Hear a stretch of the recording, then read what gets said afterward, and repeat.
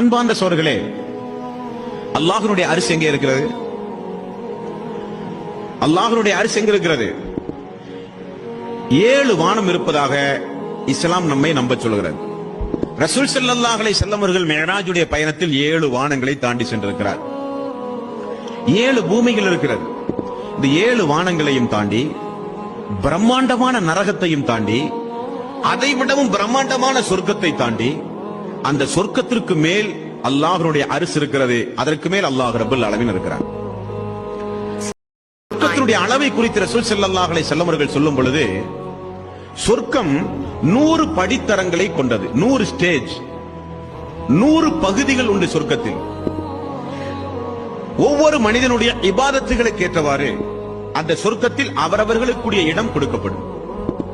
அந்த சொர்க்கத்தின் உன்னதமான 100வது படித்தரத்தில் இருப்பது அல்லாஹ்வுடைய அரிசுக்கு கீழால் இருக்கிற அந்த சொர்க்கத்தினுடைய பெயர் ஜன்னத்துல் ஃபிர்தௌஸ். ரசூல் ஸல்லல்லாஹு அலைஹி வஸல்லம் அவர்கள் சொன்னார்கள், நீங்கள் ஜன்னத்துல் ஃபிர்தௌஸை அல்லாஹ்விடத்திலே கேளுங்கள்.